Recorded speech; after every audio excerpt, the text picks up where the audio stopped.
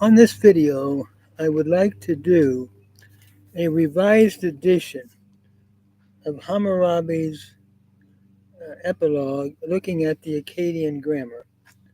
My wife has me in this hat and we're outside, so I hope that it's coming through okay. I don't think this is the hat that they would have worn in the 1792 to 1750 BC, which was the time of Hammurabi.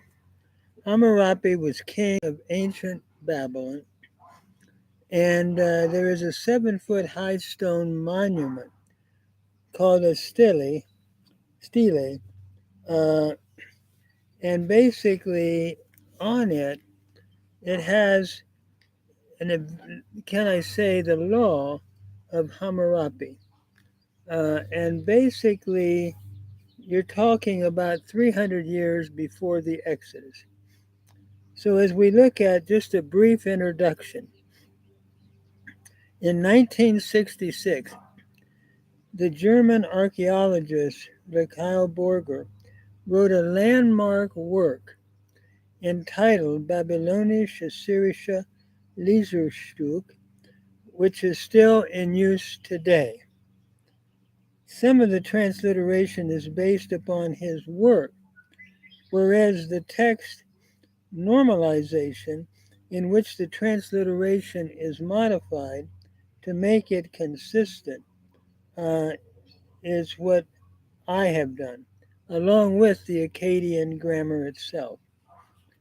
It is my desire to present here a grammar to try to get a better understanding of the construction of the Akkadian language. The question has been asked, why study Akkadian? Today, even in seminaries, Hebrew is taking a back seat. But why study Akkadian? That's even further in the back seat. The quickest answer is that we study language, customs, and history of Near and Middle Eastern civilizations to give us a better understanding of the world in which the ancient Hebrew culture arose. A longer answer involves many things. We can witness the rudiments, I believe, of the Hebrew language as it emerges and do a comparison. We can find shared events echoed in each other and the cultural histories which give credence and support to the history of the Old Testament. We can find parallels in the ancient world that are still with us today. Ego, pride, power struggles, politics, religious syncretism, and even issues of parenting.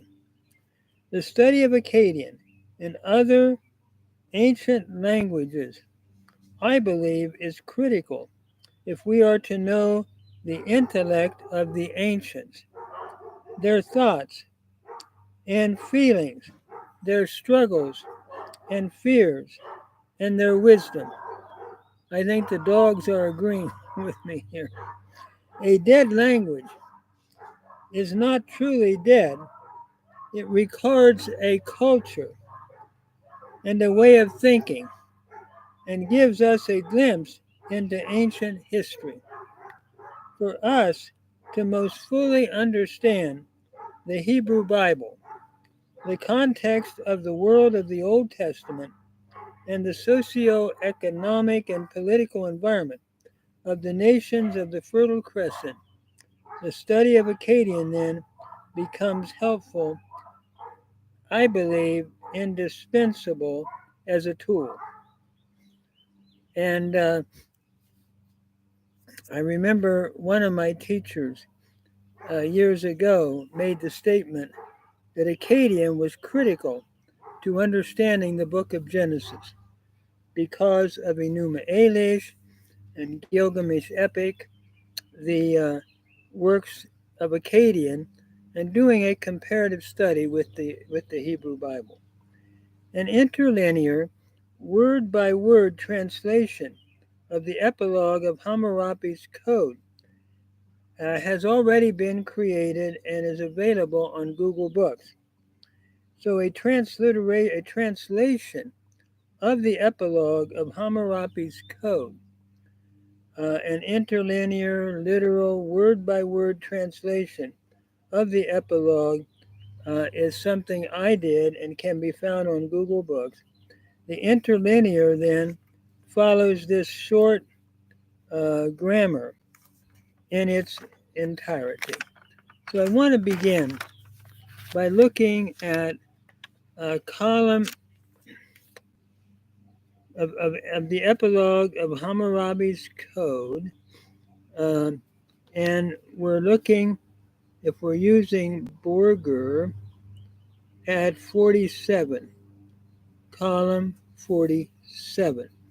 What I'd like to do is to read a phrase and then do a grammatical analysis.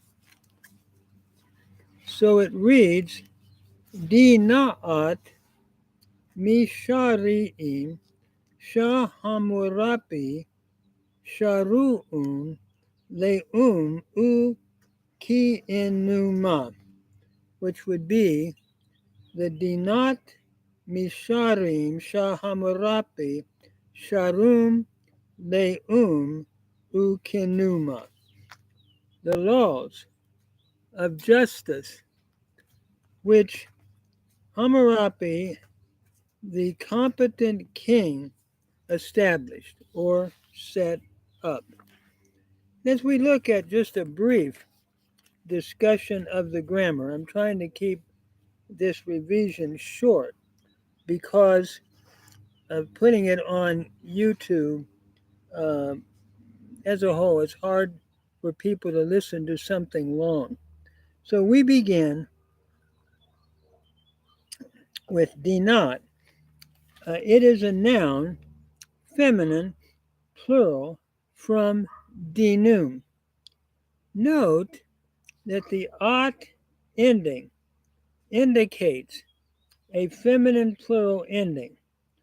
As we look at Hebrew, it is like the feminine plural ot in Hebrew. The noun means law, so we would render it the laws, since it's a plural, dinat. The laws, and it's related, by the way, to Hebrew, to the Hebrew word din, meaning law or judgment. So dinat misharim, the laws of justice.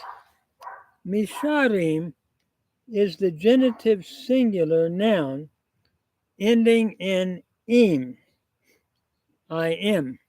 In Akkadian, the case endings are which would be your nominative singular, im, your genitive singular, and your accusative singular.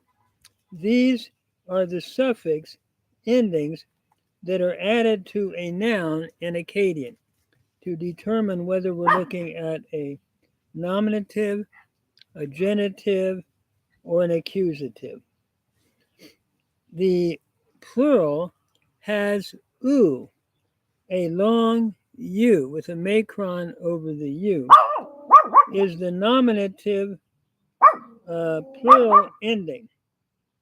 And the I, the long I, is also used in the plural for the genitive and accusative plural suffix ending. So the noun mishari means justice. And it looks like the dog is agreeing with me. Means justice and is related to the cognate Hebrew word meshar, meaning justice or equity. And so Hammurabi is beginning with the laws of justice. Shah Hammurabi, which Hammurabi. The Shah is a relative pronoun in Akkadian, and the Hebrew relative pronoun in the Mishnaic Hebrew would be sheh, whereas in biblical Hebrew we have sher, which Hammurabi then is a proper name following that, referring to the king of the law code. So Dinat Misharim Shah Hammurabi, that is, the laws of justice, which Hammurabi, now we have the noun Sharum Le'um, the capable king. Notice Sharum is the masculine singular nominative noun meaning king. For Hebrew, we have Melech.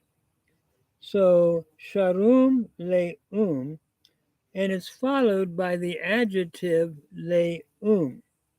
Le'um is a nominative singular adjective meaning capable or competent. So as we read it, Dinat Misharim Shahamarapi Sharum Le'um. And then we'll do the final verb, Ukinuma. Ukinuma, which Hammurabi, the capable king, established or set up. Ukinuma is a D preterite subjunctive, third masculine singular from Kanu. Kanu means to establish or set up. In Akkadian, the D conjunction corresponds to the PL in Hebrew, and it looks at intensification. And the U is indicative of a subjunctive, which follows the relative Shah in Akkadian subordinate clauses.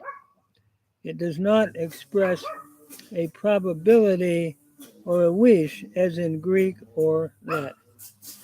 So let me just stop there. I'm trying to hold these short for someone that might follow along.